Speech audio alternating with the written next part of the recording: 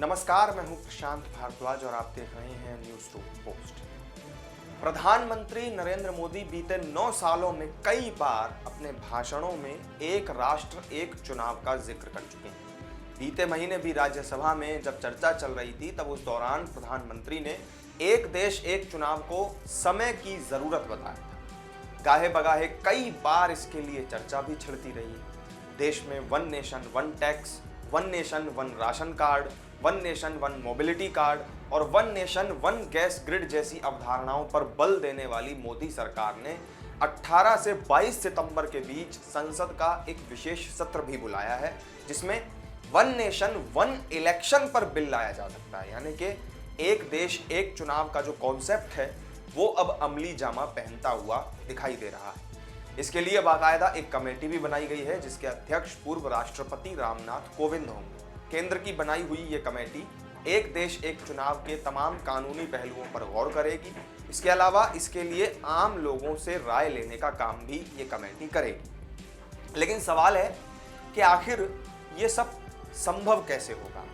इसका जवाब भी संसद के मॉनसून सत्र में सरकार ने ही दिया था।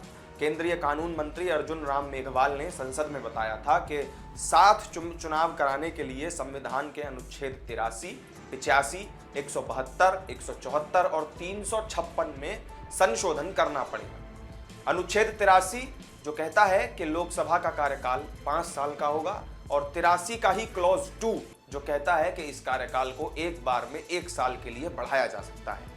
अनुच्छेद 85 में राष्ट्रपति को समय से पहले लोकसभा भंग करने का अधिकार दिया गया है।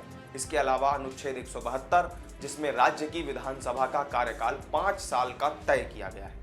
जिस तरह से राष्ट्रपति के पास लोकसभा को भंग करने का अधिकार होता है, उसी तरह से अनुच्छेद 174 में राज्यपाल को विधानसभा भंग करने का अधिकार दिया गया है। इसके अलावा अनुच्छेद 356 जो किसी राज्य में राष्ट्रपति शासन लगाने का प्रावधान देता है। अगस्त 2018 में, अब से 5 साल पहले, एक देश एक चुनाव पर लॉ कमीशन की एक रिपोर्ट आई थी। इस रिपोर्ट में सुझाव दिया गया था कि देश में 2 फेज में चुनाव कराए जा सकते हैं। पहले फेज में लोकसभा के साथ ही कुछ राज्यों के विधानसभा चुनाव और दूसरे फेज में बाकी के राज्यों के विधानसभा चुनाव। लेकिन इसके लिए कुछ विधानसभाओं का कार्यकाल बढ़ाना होगा, तो वहीं किसी को समय से पहले भंग करना होगा, और ये सब जो है वो बगैर संविधान संशोधन के मुमकिन नहीं है।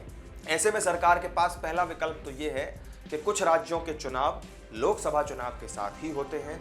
कुछ राज्यों में लोकसभा से कुछ महीने पहले हो जाते हैं, तो वहीं कुछ राज्य ऐसे हैं जहां लोकसभा चुनाव से कुछ महीनों के बाद चुनाव होते हैं। ऐसे में कुछ राज्यों में विधानसभा समय से पहले भंग करके और कुछ का कार्यकाल बढ़ा करके लोकसभा चुनाव के साथ ही चुनाव कराए जा सकते हैं। जैसे कि अगर उदाहरण के तौर पे मैं आपको बताऊं तो मध्य प्रदेश, छत्तीसगढ़, राजस्थान, मिजोरम और तेलंगाना में विधानसभा चुनाव जो है वो लोकसभा चुनाव से कुछ महीने पहले होने हैं। इसी तरह से आंध्र प्रदेश, अरुणाचल प्रदेश, हरियाणा, महाराष्ट्र, ओडिशा और सिक्किम में चुनाव लोकसभा चुनाव के कुछ महीनों के बाद होते हैं।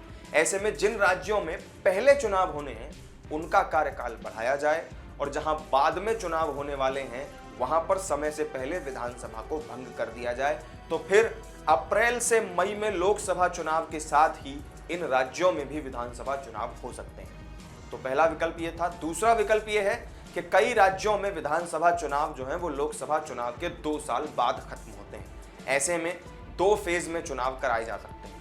पहला फेज जिसमें लोकसभा के साथ ही कुछ राज्यों के विधानसभा चुनाव हो जाएं, और दूसरे फेज में बाकी के बचे राज्यों के चुनाव करवा दिए जाएं।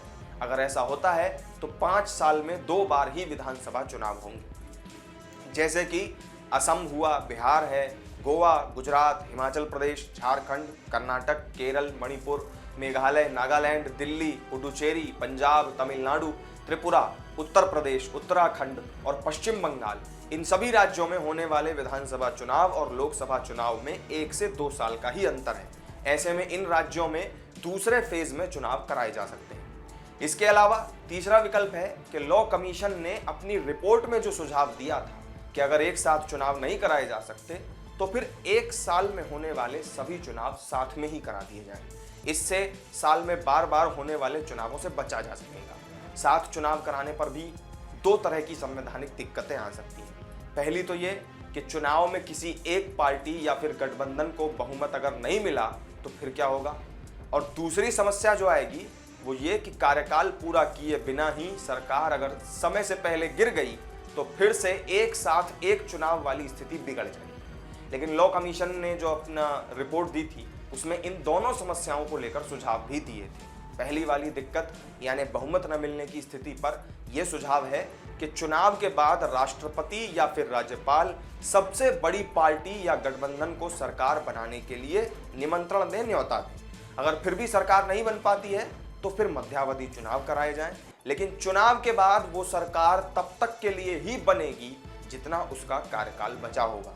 ऐसी सरकार का कार्यकाल 5 साल के लिए नहीं होगा। और दूसरी दिक्कत यानी सरकार गिरने की स्थिति में लॉ कमीशन का सुझाव था कि अविश्वास प्रस्ताव के जरिए मौजूदा सरकार को केवल तभी हटाया जाना चाहिए जब दूसरी सरकार पर विश्वास पूरी तरह से बन चुका हो, ताकि समय से पहले लोकसभा या विधानसभा भंग न हो। लेकिन यह सब कुछ इतना आसान नहीं है जितना कि बात की जा रही है, बल्कि इसकी राह में कई रोड़े हैं। सबसे बड़ा रोड़ा तो राजनीतिक पार्टियां हैं। कई सारी विपक्षी पार्टियां इसके विरोध में हैं।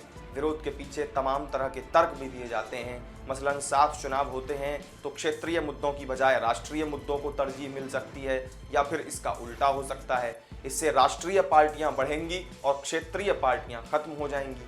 दूसरी बड़ी दिक्कत संवैधानिक प्रक्रिया को लेकर है। अगर सरकार इसका बिल ले भी आती है और ये दोनों सदनों में पास भी हो जाता है तो फिर भी उसके बाद भी इसे कम से कम 15 राज्यों की विधानसभाओं से पास करवाना होगा, तभी जाकर के ऐसा मुमकिन हो पाएगा।